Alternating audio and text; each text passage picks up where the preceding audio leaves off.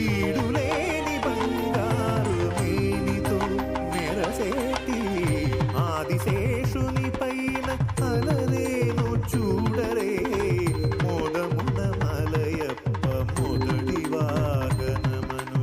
அவன் பெரிதாக நினைத்து கொண்டிருக்கிறான். அதைவிட அவனுக்கு எல்லை வேறு எதுவுமே இல்லை.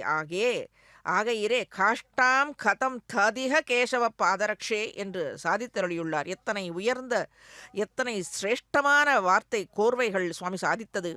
அப்படிப்பட்ட கைங்கரியங்களில் எழுந்து கொண்டிருப்பவன் சுவாமி சேஷன். இவ்விடத்தில் ஆதிசேஷன் தானும் பகவத் கைங்கரியத்தில் சிறப்பு பெற்று மற்ற அடியார்களுக்கும் சிறந்த சேஷத்திற்கு காரணமாக முன்னம் ஆகின்றான்.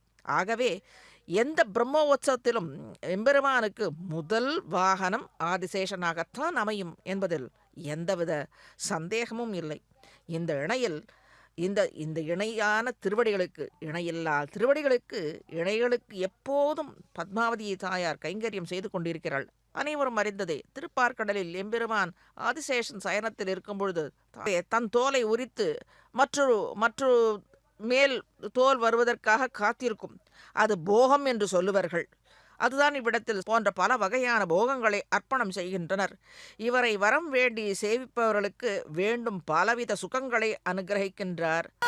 நமோ நமோ ஆதி புருஷனீகோ